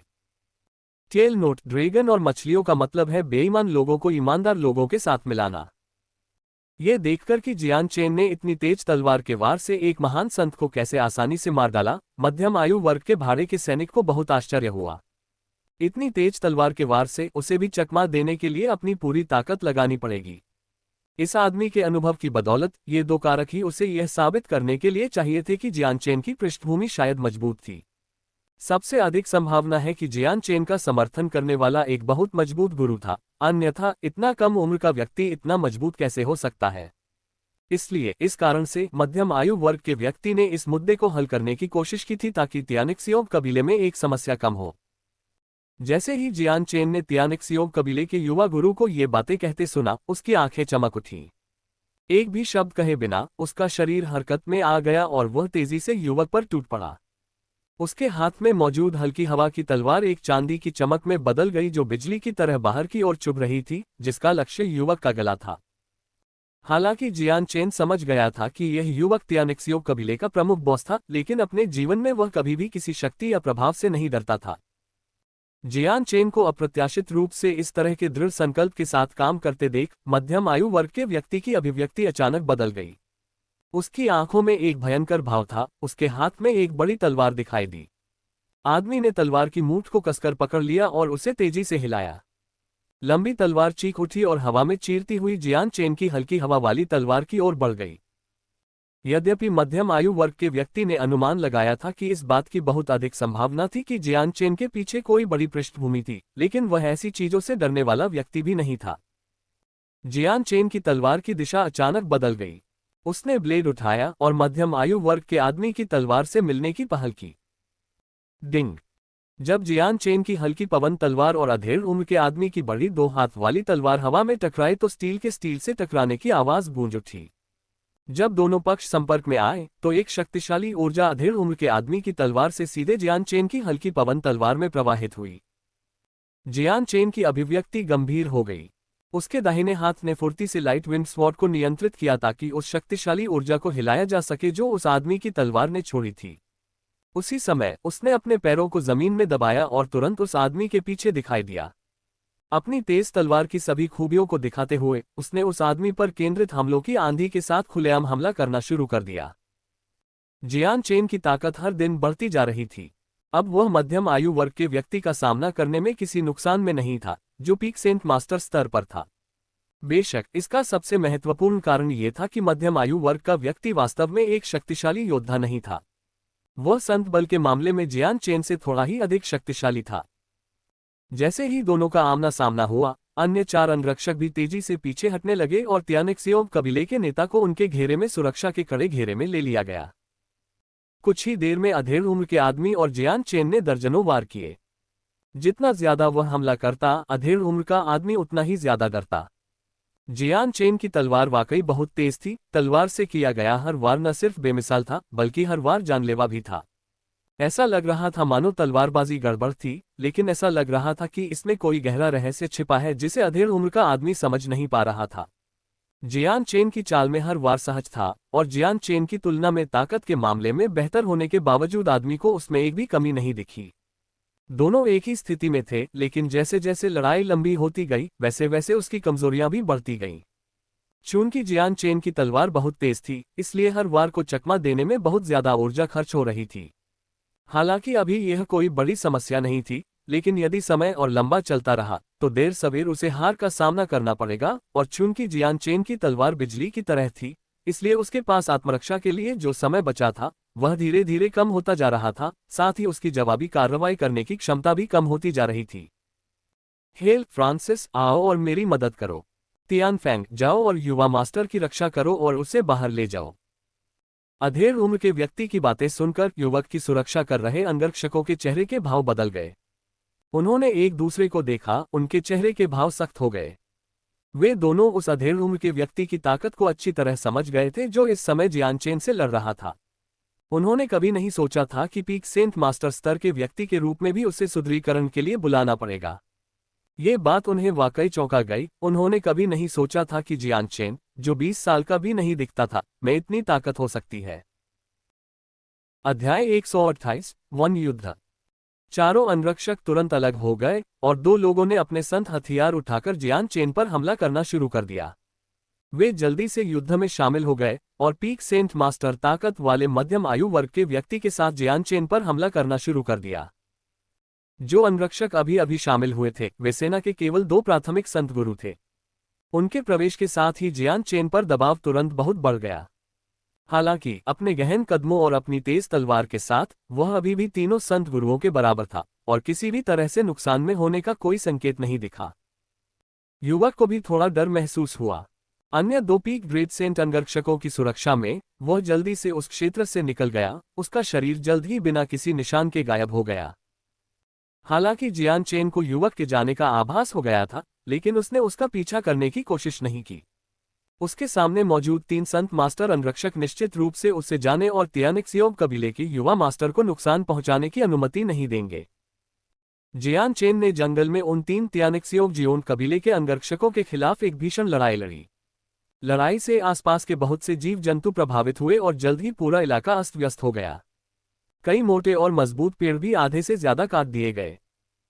एक बार फिर बगल से अपनी ओर झूलती हुई बड़ी तलवार को चकमा देते हुए जियान चेन ने प्राथमिक संत मास्टर पर एक भयंकर हमला किया और उसे तोड़ने की तैयारी की। जैसे ही तलवार की आवाज हवा में गूंजी, जियान चेन की लाइट विंड स्वॉर्ड अचानक धुंधली हो गई क्योंकि यह अनगिनत ब्लेड के रूप में प्राइमरी सेंट मास्टर की ओर तेजी से बढ़ रही थी। इसने आदमी को घबरा दिया और उसे अपने बचाव को फिर से बनाने का समय नहीं मिला। आखिरकार जियान चेन आदमी के बचाव में छेद बनाने में कामयाब रहा। इनमें से एक छेद का फायदा उठाते हुए लाइट विंड स्वॉर्ड अचानक कांपने लगा और बिजली की एक चांदी की चमक पहले से कुछ ज्यादा तेज गति से आगे बढ़ी। इससे पहले कि प्राइमरी सेंट मास्टर कुछ प्रतिक्रिया कर पाता, लाइट विंड स्वॉर्ड ने खुद को आदमी के गले में गहराई तक दबा लिया था। खून से लथपथ नोक गर्दन के दूसरी तरफ से बाहर निकल रही थी। हेल! उस आदमी को गले में चाकू घोंपा गया देखकर अन्य 2 लोगों के हाव भाव अचानक बदल गए और वे दुख मिश्रित स्वर में चिल्लाने लगे। जियान चेन का हाथ बिल्कुल भी नहीं रुका। जैसे ही लाइट विंड स्वॉर्ड ने उस आदमी के गले को छेद दिया, उसने उसे तुरंत बाहर निकाल लिया और तुरंत अपना ध्यान दूसरे 2 पर केंद्रित कर लिया। उसका शरीर टिमटिमा रहा था क्योंकि वह चुपचाप प्राइमरी सेंट मास्टर के सामने बिना किसी निशान के बिल्कुल एक राक्षस की तरह प्रकट हुआ था।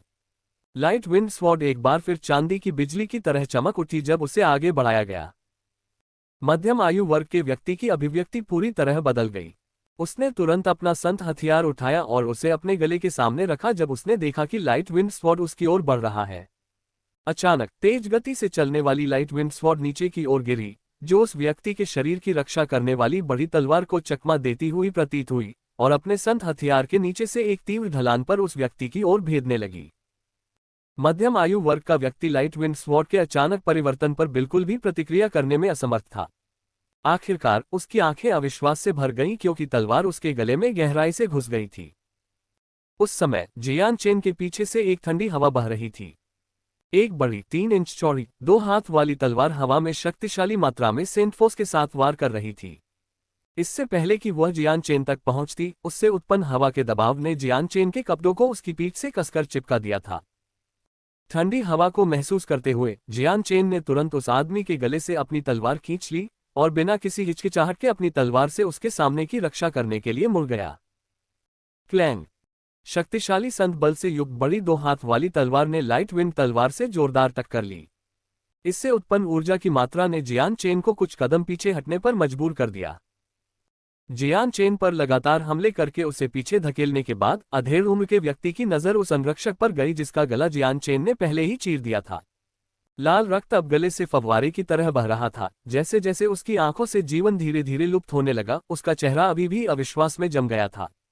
एक पल बाद उसका पूरा शरीर धीरे धीरे जमीन पर गिर गया। लाल आंखों से वह आदमी खून के प्यासे क्रूर जानवर की तरह जियान चेन को घूर रहा था।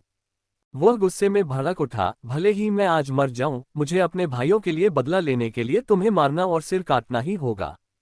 मध्यम आयु वर्ग के आदमी के हाथों में बड़ी तलवार पर शक्तिशाली संत बल इकट्ठा होने लगा। उसने तलवार की नोक को ऊपर उठाया और अपने पैरों को जमीन से जोर से धकेलते हुए वह तेजी से जियान चेन पर टूट पड़ा। जियान चेन की नजरें उस अधेड़ उम्र के व्यक्ति पर टिकी हुई थीं। लाइट विंड स्वॉर्ड पर उसकी पकड़ और भी मजबूत हो गई थी। वह पहले ही देख चुका था कि अधेड़ उम्र का व्यक्ति उसे मारने की योजना बना रहा है। मौत से बेखौफ इस पीक सेंट मास्टर का सामना करते हुए जियान चेन को कुछ परेशानियों का सामना करना पड़ा। आखिरकार उसकी वर्तमान ताकत केवल मध्यम महान संत स्तर की थी। उसके और पीक सेंट मास्टर के बीच का अंतर अभी भी काफी बड़ा था। ब्लेड के चारों ओर फैली मोटी धुंधली सफेद रोशनी की परत पहले की तुलना में ज्यादा सघन थी। भारी लेकिन भेदने वाली तलवार क्यूई को हल्के से लाइट विंड स्वॉर्ड से छोड़ा गया। जैसे ही अधेड़ उम्र का आदमी आगे बढ़ने वाला था, जियान चेन का दाहिना कंधा अचानक झटका खा गया और उसके हाथ में मौजूद लाइट विंड स्वॉर्ड हवा को चीरते हुए बाहर की ओर निकल गई। सुई की तरह पतली चांदी के रंग की तलवार क्यूई तलवार की नोक से निकली और अधेड़ उम्र के आदमी की ओर इतनी तेजी से बढ़ी कि उसे नंगी आंखों से देखना मुश्किल हो गया। तलवार क्यूई की इस पतली लेकिन घनी मात्रा को देखकर मध्यम आयु वर्ग के व्यक्ति ने लापरवाही बरतने की हिम्मत नहीं की। तलवार इतनी तेजी से उस पर झपटी कि उसके पास बचने का समय ही नहीं था, इसलिए कोई बेहतर विकल्प न होने के कारण वह व्यक्ति अपनी तलवार में बची हुई सारी संत शक्ति को ही नीचे की ओर घुमा सकता था।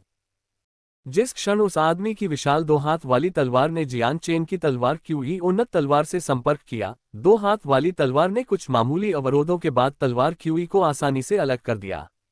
उसी समय जियान चेन अचानक उस आदमी की ओर कुछ मीटर आगे इस तरह बढ़ा कि वह अपनी हल्की हवा वाली तलवार के साथ हमला करने के लिए तैयार होकर धुंधला सा दिखाई देने लगा। अधेड़ उम्र के आदमी ने तुरंत बड़ी तलवार वापस खींच ली और जियान चेन के हमले को रोक दिया। इसके बाद दोनों के बीच एक बार फिर जोरदार लड़ाई शुरू हो गई। अपनी पिछली दुनिया में जियान चेन की तलवारबाजी पहले ही चरम पर पहुंच चुकी थी और भले ही यह अधेड़ उम्र का आदमी उससे ज्यादा ताकतवर था, लेकिन तलवार चलाने के तरीकों के बारे में उस आदमी की समझ उसके मुकाबले में एक बूंद की तरह थी।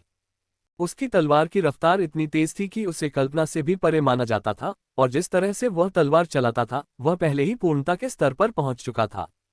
मजबूत अधेड़ उम्र के आदमी के सामने वह ज्यादा देर तक जियान चेन की तलवार के सामने नहीं टिक पाएगा क्योंकि उसकी रक्षा नहीं हो पाएगी। जियान चेन ने उस आदमी के शरीर के हर हिस्से पर तेजी से और सटीकता से हमला करना शुरू कर दिया। अपनी लाइट विंड स्वॉर्ड का इस्तेमाल करते हुए ये पहले से ही धुंधला हो गया था, जिससे ब्लेड की हरकत को देखना असंभव हो गया था।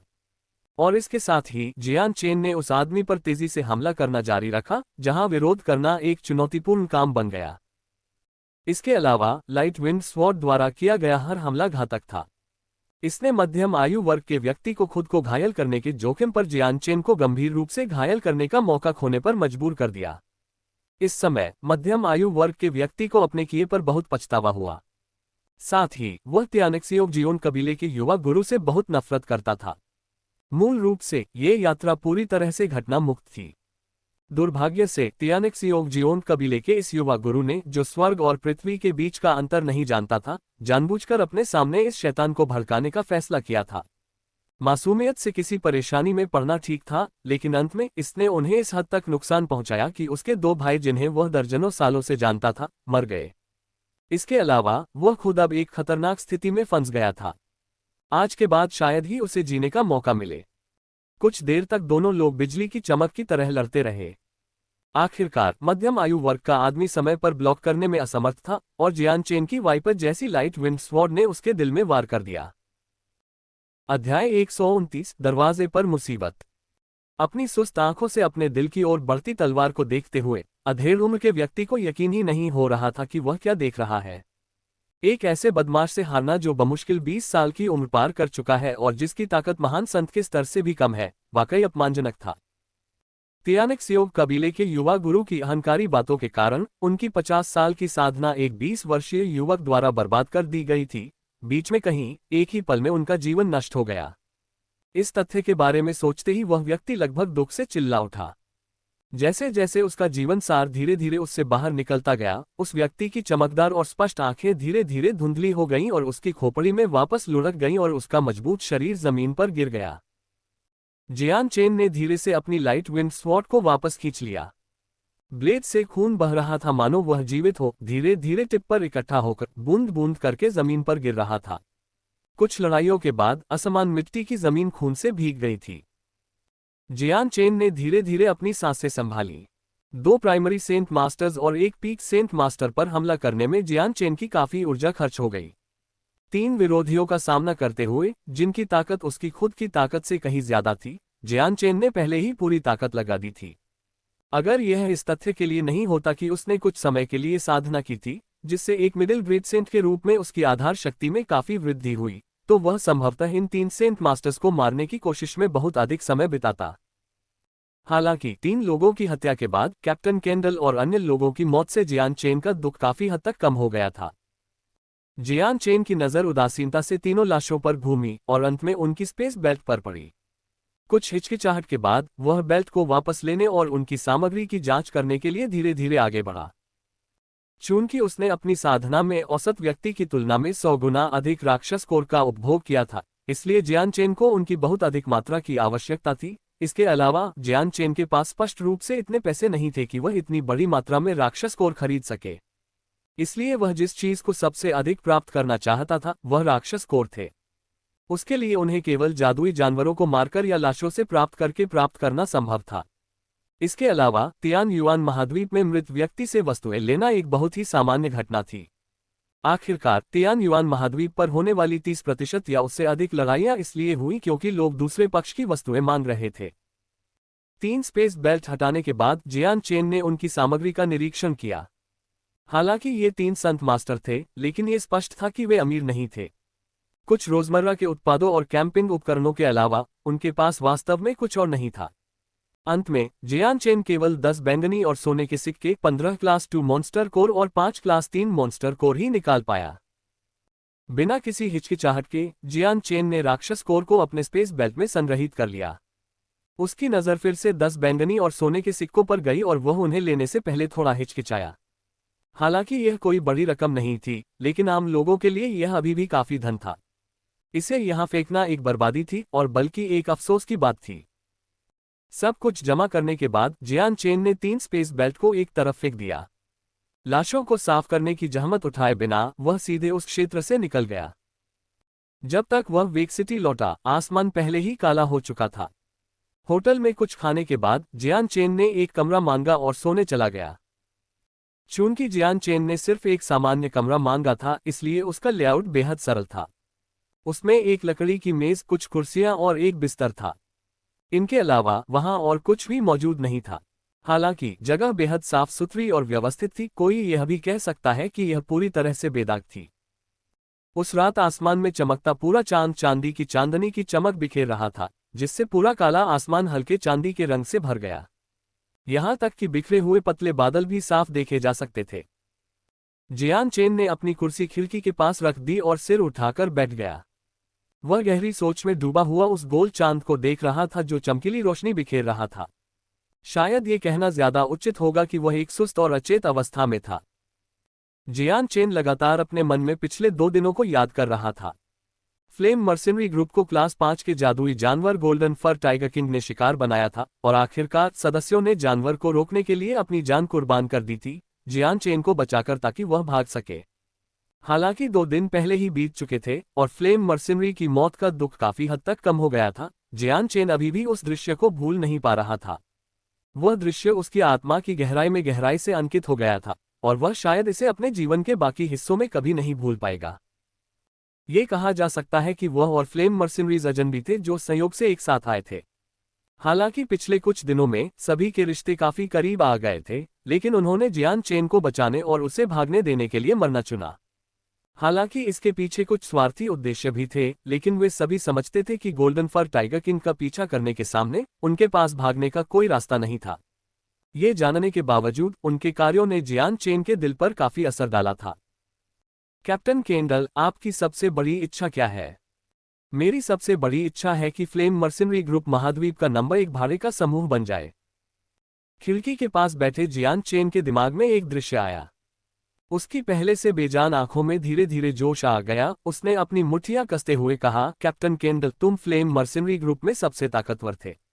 मैंने कभी नहीं सोचा था कि तुम सबसे पहले निकल जाओगे।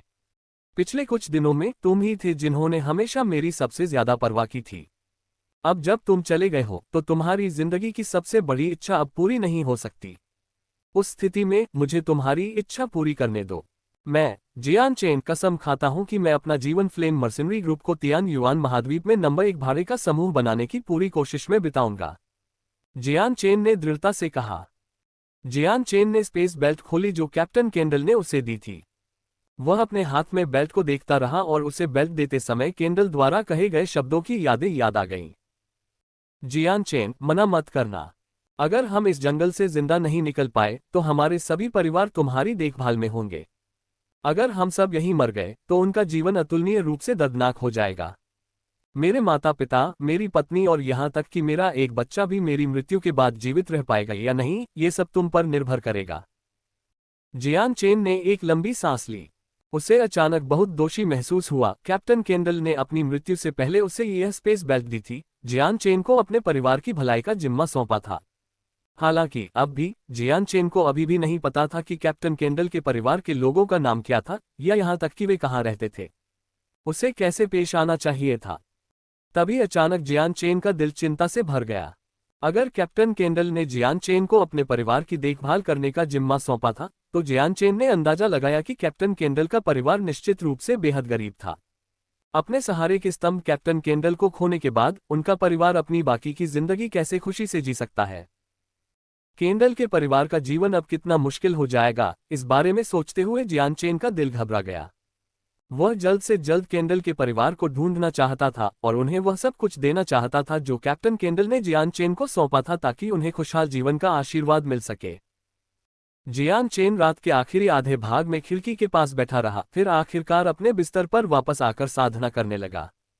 अभी जियान चेन को और भी मजबूत होने की जरूरत थी। रात शांत थी और बिना किसी घटना के जल्दी ही बीत गई। अगली सुबह जियान चेन, जो साधना में डूबा हुआ था, ने अचानक अपनी आंखें खोली। उसे नहीं पता था कि क्यों, लेकिन उसे अचानक अपने दिल में एक बुरा पूर्वाभास महसूस हुआ। जियान चेन बिस्तर से उठकर बाहर देखने के लिए खिड़की के पास गया। एक नजर के बाद जियान चेन की अभिव्यक्ति अचानक काली पड़ गई। होटल के बाहर सफेद लबादे पहने सैकड़ों लोगों ने घेरा हुआ था। उनमें से हर एक ने एक जैसे कपड़े पहने हुए थे। इससे यह देखा जा सकता था कि वे एक ही शक्ति का प्रतिनिधित्व करते थे। जियान चेन ने अप्रत्याशित रूप से पाया कि लोगों के समूह के बीच में तियानेक्सियोव कबीले का युवा स्वामी था, जो कल उससे बच निकला था। अध्याय 130 रेस्तरां में फंस गए। रेस्तरां के बाहर लोगों के समूह को देखकर जियान चेन की अभिव्यक्ति तुरंत सख्त हो गई। जिस क्षण उसने तियानेक्सियोव कबीले के युवा स्वामी को बीच में खड़ा देखा, उसने पहले ही अनुमान लगा लिया था कि ये लोग सुबह सुबह यहाँ इकट्ठा होने का कारण उसके कारण ही थे। आखिरकार कल उसने न केवल तियानेक्सियोव कबीले के युवा स्वामी के खिलाफ अपराध किया था, बल्कि कबीले के 3 मजबूत अंगरक्षकों को भी मार डाला था। संक्षेप में, उसने कल ही तियानेक्सियोव कबीले की नफरत अर्जित कर ली थी। आखिरकार वेक सिटी जैसे दूरदराज के इलाके में पीक सेंट मास्टर्स अभी भी बहुत अच्छे हाथों में गिने जाते हैं। वेक सिटी में कोई भी कबीले का सदस्य क्यों न हो, पीक सेंट मास्टर्स सभी काफी ऊंचे पदों पर थे। अगर किसी कबीले ने बिना किसी कारण के एक शीर्ष संत गुरु और 2 प्राथमिक संत गुरुओं को खो दिया और फिर से अपनी प्रतिष्ठा वापस नहीं पाए, तो शहर में कबीले की सैन्य शक्ति निस्संदेह काफी कम हो जाएगी। ये कबीले के भविष्य के लिए बेहद महत्वपूर्ण था। अभी पूरा रेस्तरां तियानेक्सियोव कबीले से घिरा हुआ था। बिना किसी को बताए यहां से निकल जाना असंभव था। जियान चेन असहाय होकर अपने कमरे से निकलकर रेस्तरां के मुख्य द्वार की ओर चल पड़ा। हालांकि वह अपने विनाश के करीब पहुंच रहा था और सामने वाले पक्ष में सैकड़ों लोग और कुछ मजबूत विशेषज्ञ भी थे, फिर भी जियान चेन के चेहरे पर घबराहट या चिंता का एक भी निशान नहीं था। वह हमेशा की तरह शांत दिख रहा था। जब जियान चेन नीचे चला गया और रेस्तरां की निचली मंजिल पर पहुंचा, तो उसने पाया कि वहां पहले से ही बहुत से लोग इकट्ठे हुए थे। ये वर्तमान में नाश्ते का चरम समय था और लॉबी में सभी टेबल कटोरों और व्यंजनों से भरे हुए थे, जो मांस की सुगंधित सुगंध छोड़ रहे थे। हालांकि उन टेबलों पर एक भी व्यक्ति नहीं बैठा था और भरपूर नाश्ते का आनंद ले रहा था। इसके बजाय वे सभी अपनी सीटों से उठकर गाली गलौज कर रहे थे और धीरे धीरे आक्रोशपूर्ण भावों के साथ दरवाजे के बाहर चलने लगे। वह तियानेक्सियोव कबीला बहुत घमंडी है। मैं यहाँ खुशी खुशी खाना खा रहा था, इससे पहले कि उन्होंने अचानक हम सभी को जाने का आदेश दिया। आप लोग जो भी बकवास करते हैं उसका हमसे कोई लेना देना नहीं है। हम बस अपना खाना खा रहे हैं, ऐसा नहीं है कि हम आपको परेशान करेंगे। ये सही है, तियानेक्सियोव कबीला वास्तव में खुद को वेक सिटी का नंबर 1 कबीला समझता है। वे अनुशासनहीन और नियंत्रण से बाहर हो गए हैं, भले ही वे सिर्फ एक छोटे कबीले हैं। जब वे तियान युआन महाद्वीप के उन प्रसिद्ध विशेषज्ञों से भिड़ेंगे तो वे बस एक उंगली के हल्के खिंचाव से खत्म हो जाएंगे। रेस्तरां में खाना खाने वाले ज्यादातर लोग भाड़े के सैनिक थे। कुछ ज्यादा ही गुस्सैल और बहादुर लोग जाते समय बड़बड़ा रहे थे, लेकिन उन्होंने अपनी शिकायतें काफी धीमे से कही, जैसे कि वे खुद से ही बड़बड़ा रहे हों। एक भी व्यक्ति ने इसे जोर से कहने की हिम्मत नहीं की। इसके बावजूद सभी सैनिक एक निश्चित स्तर की ताकत पर थे और बड़बड़ाहट को जोर से और स्पष्ट रूप से सुन सकते थे। रेस्तरां में मौजूद कुछ व्यापारियों में से ज्यादातर ने अपने हाव भाव में असंतोष के कोई संकेत दिखाने की हिम्मत नहीं की। वे आज्ञाकारी ढंग से अपनी सीटें छोड़कर जल्दी जल्दी रेस्तरां से बाहर चले गए। सिर्फ वे व्यापारी बचे थे जिनमें कुछ हद तक ताकत थी। उन सभी के चेहरे पर बहुत ज्यादा असंतोष था। वे सभी विदेशी थे और हालांकि वे त्यानिक्सियों कबीले से डरते नहीं थे, लेकिन एक मजबूत ड्रैगन सांप को नहीं दबा सकता था।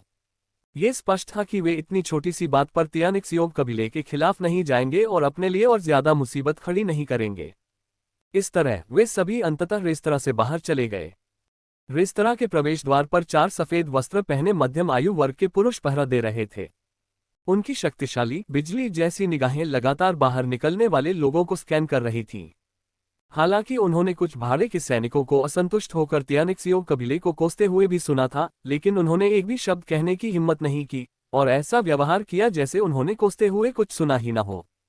रेस्तरां में मौजूद भाड़े के सैनिकों में से कई विदेशी थे जिनके पास कुछ हद तक शक्ति थी या वे किसी भाड़े के समूह का हिस्सा थे। हालांकि त्यानिक्सियों कबीले ने खुद को वेक सिटी में एक प्रमुख कबीला घोषित किया था, लेकिन वे किसी बाहरी शक्ति को नाराज नहीं करना चाहते थे क्योंकि उनमें से कुछ इतने शक्तिशाली थे कि त्यानिक्सियों कबीला भी उन्हें भड़काने का जोखिम नहीं उठा सकता था। जल्द ही रेस्तरां के सभी ग्राहक चले गए। इतने बड़े रेस्तरां में केवल कुछ नौकर ही बचे थे जो वहां खड़े थे और समझ नहीं पा रहे थे कि क्या करें। रेस्तरां का मालिक भी एक तरफ खड़ा था और चिंता के भाव के साथ खाली रेस्तरां को देख रहा था। उसके चेहरे पर वह दर्द साफ झलक रहा था जिसे वह व्यक्त नहीं कर पा रहा था। आय का एक बड़ा हिस्सा गायब हो गया था। उस समय मालिक और नौकरों के अलावा रेस्तरां में केवल जियान चेन ही था। यहां तक कि ऊपरी मंजिल पर आराम कर रहे ग्राहकों को भी रेस्तरां के नौकरों ने जबरदस्ती दबाकर बाहर निकाल दिया था। जियान चेन आराम से कुर्सी पर बैठा हुआ था और रेस्तरां के बाहर अभी भी किले पर कब्जा जमाए बैठे त्यानिक्सियों कबीले के लोगों के समूह को दिलचस्पी से देख रहा था। उसका चेहरा पूरी तरह से शांत था। हालांकि जियान चेन बाहर से बेफिक्र लग रहा था, लेकिन उसने वास्तव में बहुत पहले ही अपनी सुरक्षा कर ली थी। आखिरकार इस बार वे बुरे इरादों से आए थे। इसके अलावा उसने स्पष्ट रूप से महसूस किया कि इन लोगों में काफी शक्तिशाली विशेषज्ञ थे।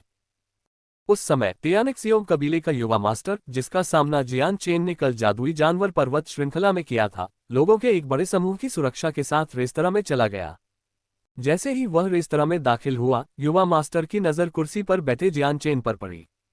युवा मास्टर की आंखों में एक भयावह नजर चमक उठी। बेटे, मुझे उम्मीद नहीं थी कि तुम आज भी यहां रहोगे। कल मैंने तुम्हें जाने दिया, आज मैं तुम्हें तुम्हारी जड़ों से उखाड़ फेंकूंगा, युवा मास्टर ने ठंडी मुस्कान के साथ कहा। उसने जियान चेन की ओर देखा और कहा, क्या हुआ? क्या तुम डर गए हो? क्या तुम्हें अब इसका पछतावा है? युवक के पीछे खड़े त्यानिक्सियों कबीले के सदस्यों के समूह ने जियान चेन को तीखी नजर से देखा। जियान चेन ने हल्के से तिरस्कार में नाक सिकोड़ी। उसकी नजर युवा मास्टर के पीछे खड़े लोगों की भीड़ पर पड़ी और उसने कहा, मुझे मत बताओ कि तुम्हें लगता है कि इतने सारे लोग मुझे डराने के लिए काफी हैं। तुम थोड़े ज्यादा ही आत्मविश्वासी हो रहे हो। त्यानिक्सियों कबीले के युवा गुरु ने व्यंग्यात्मक लहजे में कहा, तुम जितना मैंने सोचा था उससे कहीं ज्यादा घमंडी हो। हालांकि मैं तुम्हारी बड़ी बड़ी बातें करने की क्षमता की प्रशंसा करने से खुद को नहीं रोक सकता। इस तरह के क्षण में भी तुम अपनी गलती स्वीकार नहीं करोगे या घुटने टेककर मुझसे दया की भीख नहीं मांगोगे। क्या ऐसा हो सकता है कि तुम सोचते हो कि तुम आज त्यानिक्सियों कबीले के इतने सारे विशेषज्ञों के सामने जिंदा बचकर निकल जाओगे? इसके अलावा मैं आज अपने साथ कम से कम 100 लोगों को लाया हूं, युवा गुरु ने बेजोड़ आत्मविश्वास के साथ कहा। उसकी राय में वह आज निश्चित रूप से जियान चेन को खा जाएगा। जियान चेन इन शब्दों को सुनकर हल्के से मुस्कुराए बिना नहीं रह सका। अभी अभी उसे अचानक पता चला था कि उसके जैसे अमीर माता पिता के सुखवादी बेटे से बात करना, जो कभी दुनिया में नहीं गया था, एक बेहद मनोरंजक बात थी। तो क्या तुम मेरी बात पर विश्वास करते हो जब मैं कहता हूं कि मैं न केवल आज यहां से चला जाऊंगा, बल्कि मैं एक ही समय में तुम्हारे सभी सैनिकों को भी तोड़ दूंगा? बोलते समय जियान चेन का स्वर धीरे धीरे गहरा होता गया।